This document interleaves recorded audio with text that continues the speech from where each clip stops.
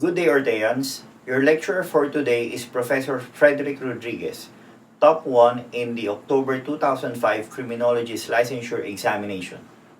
Don't forget to subscribe and hit the bell button to receive the latest updates. Take it away, Fred. Yan. 21. The organization structure is effective. It is structured to aid the accomplishment of the organization objectives with minimum cost. What is referred to this? Ito yung tandaan nyo, minimum cost. So the point is, nagawa ang objective, naipatupad ang objective, pero yung pinakamura, pero effective. Ang tawag natin dito, class, is organizational efficiency. Alright. Yan. Span of control. Ano naman itong span of control muna? Tandaan nyo.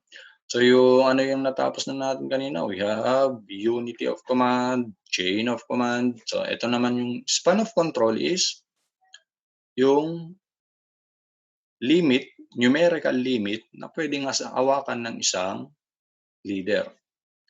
Alright? So as a criminology student, usually marami sa inyo ang nag-take ng ROTC. So tingnan nyo na lang yung formation ng ROTC. Pag nagbigay ng command ang core commander, lalong-lalo sa mga drill nyo, usually binabato niya dun sa kanyang staff. Kung natatandaan nyo. Then yung adjutant nyo, ibinabato naman niya yung tanong, ay yung command, dun sa battalion commander or company commander, kung ano, depende sa laki niyan. So ano yung point doon? So in reality kasi, class, let's say PNP, hindi kayang hawakan ng nag-iisang chief PNP ang napakaraming pulis. So ang gagawin niya ngayon, ang i-control niya, ang popokusan niya yung kanyang mga deputies. Then yung deputies, popokusan yung mga hanggang makarating doon sa mas mababang rango. Usually yung ating mga patrolman. Right? So ngayon, balik tayo sa span of control or the numerical limit that a person or leader can effectively handle. So ano yung consideration? Madalas ito. Ito na mismo yung class. Ito na mismo yung tinitingnan ng span of control. Number of subordinates. Right?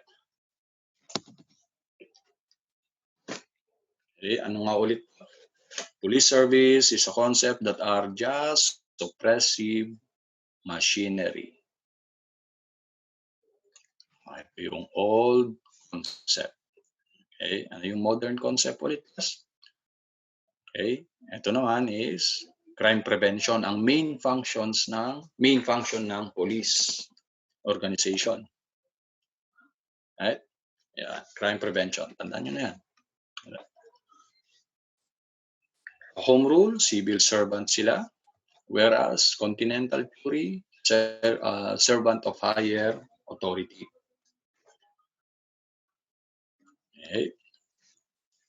The span of control of a supervisor over personnel or unit shall not mean more than what he can effectively direct and coordinate. Right? This statement means that, okay, ano naman ngayon yung delegation of authority. Okay? So tingnan nyo kada. Ito muna, medyo tricky yung tanong. Okay, the span of control of supervisor over personnel or unit shall not mean more than what he can effectively direct or coordinate.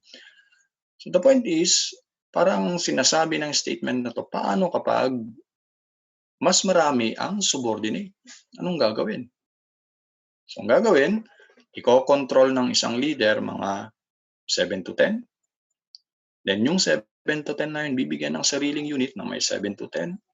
Then yung other 7, so on and so forth hanggang sa makababa. Yun yung purpose na. Yun ngayon yung tinatawag naman na delegation of authority. So bakit tinatawag na delegated? Kasi kapag tinalaga ang isang leader, ibig sabihin may na-delegate na authority sa kanya. So the point is, ano ngayon yung point ng delegation of authority? In delegation of authority, yung leader will confer some authority or powers dun sa mas mababang position. So, halimbawa, class, sino ang executive head ng Philippine government? Of course, the President of the Philippines. Siya yung executive natin. Siya yung tagapagpatupad ng batas. Unfortunately, kaya niya bang gawin lahat? Of course not. So may aspeto tayo about health, economic, may aspeto about peace and order, may aspeto about sovereignty. So anong gagawin niya? Nagtalaga siya ngayon, class, ng cabinet secretaries. Yun yung nakikita nyo. Then pagdating sa law enforcement, nagtalaga siya ng chief PNP, AFP chief, and all that. O tingnan nyo, lagi bang nagsasalita ang presidente? Of course, meron siyang sariling spokesperson kasi hindi niya kayang humarap sa lahat ng pagkakataon sa media. So anong tawag doon? Yung binigyan niya ng kapangyarihan ang mas mababang position to as if represent him. Or gawin ang tungkulin na hindi niya na kayang gawin. Ang tawag diyan, delegation of authority. Okay? Ito na ulit lang ba? Only one officer is in direct command. Only one officer. A unity of command. Right? So I hope naintindihan ito. Huwag niyo masyadong intindihan. I hope naintindihan niyo na to. Numerical limit na kayang i-handle ng isang tao. Chain of command is arrangement of officers from top to bottom. And unity of command, only one officer has the authority to direct the organization. Okay, as a rule.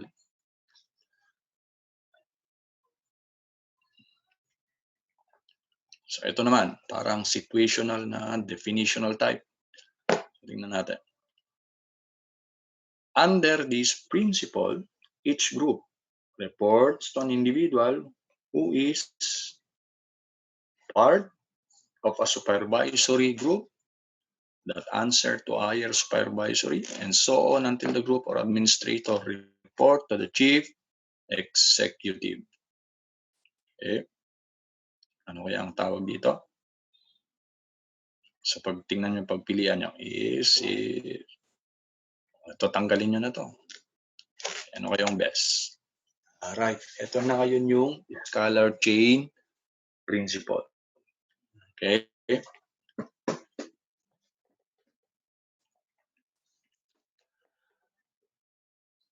So dito maraming nalilito minsan sa scalar chain and span of control. Okay. Ang titingnan nyo para minsan sinasagot din to ay span of control. Pero tingnan nyo ano yung span of control. Ang application ng span of control, ganito. Yung isang leader will handle mga 7 to 10. Then yung grupo ng 7 to 10 ngayon na yan, each, bawat tao dun sa 7 to 10 group na yan ay mag-handle din ng mga 7 to 10. Kaya ang organizational structure laging pyramid. Okay, yun yung span of control. Ngayon yung chain of command naman, class, is chain of command is arrangement of officers from top to bottom, whereas scalar chain principle, flow of communication. Apply natin. Ano yung unity of command? Basically, dapat ito lang yung namumuno sa PNP. Ito lang ang masusunod. Alright? Ano naman yung span of control? Hindi niya kayang hawakan buong organization. Alright? Ang i-control niya lang yung mga direct subordinate niya. Alright? Itong mga to. Then itong mga to, sila na ang co-control dito sa kanilang mga organization. Dahil hindi kaya niya, nagbigay siya ng kapangyarihan dito sa mga hepe nito, the chief PNP confer rights and privileges and powers, of course. Dito, ang tawag dyan, delegation of authority. Alright? Kuha nyo na ba, class? Okay. Yung chain of command o arrangement of officers from pababa. Ngayon, ano yung scalar chain, which is also part of chain of command? Ganito yan. Assuming ikaw ay patrolman ng station na to. Ikaw ay patrolman. Paano kapag meron kang issue, meron kang concern? Ikaw ba ay allowed dumiretso at magbigay ng memo, sumulat, or pumunta sa opisina ng Chief PNP? Mali yung ginawa mo. Ang tawag dyan, bypass. So, hindi mo sinunod ang tinatawag na color chain. Dito ka muna. Dun sa hepe mo muna, then yung hepe ng hepe na ito, dito, then hanggang dito, hanggang makarating dito. Matagal ba? Well, that's the rule. Although there are instances, pwedeng dumiretso in some instances. Pero kung normal naman ang situation is, sundin mo ang tinatawag na color chain. Right? Ngayon, kung ikaw ay hepe dito, ay pulis dito sa station na to, may tungkulin ka bang mag-report dito? May tungkulin ka bang gumawa ng report dito? The answer is wala. So sa scholar chain, sundan mo pa rin yung linya. Sundan mo pa rin yung chain of command kapag ikaw ay nagbabato ng tinatawag na ng information, correspondence and all that. So yung Chief PNP naman, hindi siya dediretso dito. Okay? Ang information, flow information pababa hanggang makarating dito. Okay? So nakuha nyo na ang pagkakaiba ng mga to. Alright. 27, Patrolman Carlos and Patrolman Angeles report only to one supervisor. Anong principle ulit to? A unity of command. Right?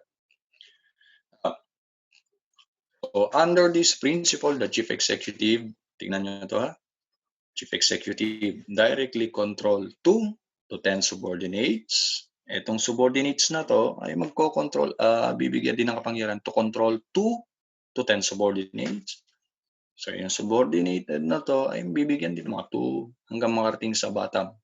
So ano ulit to? You call it span of control. Right? So means of controlling the direction and flow of decision through unity of command from top to bottom. Siyempre gagamitin natin ay coordination. Okay, controlling. Okay, direction, flow of decisions, and all that. The more complex the organization, the more highly specialized division of work, the greater need for... So ang sinasabi nito, paano kapag sobrang laki na ng organization, just like the PNP, malaking organization ng PNP.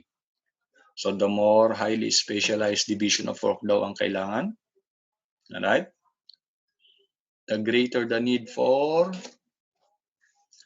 clearer delineation of functions. Sa dinami-dami ng tao, baka magkasapawan na dyan, hindi niya pala trabaho yung kanyang ginagawa niya para maiwasan yung class sa isang complex organization. Magkaroon dapat ng delineation of functions. What do you mean by delineation of functions? In a way, parang enumeration lang ng functions mo. So parang hindi ka pwedeng lumabas dyan. Alright? So halimbawa, kung ikaw ay member ng Special Action Force, pag may nangyaring krimen, hindi part ng tungkulin mo ang imbestigahan yung krimen na yan. Right? So, pagdating naman sa anti-terrorist reaction, pwede ka na dyan. Yan lang yung point ng delineation of function. If you want to learn more from him, take our Road to 1 Million challenge. If this channel hits 1 million subscribers, we will release the rest of his lectures. Or you can watch the rest of his lectures now by enrolling in Ortea Criminology Review. Just message us on our Facebook account for more details. See you soon, Orteans!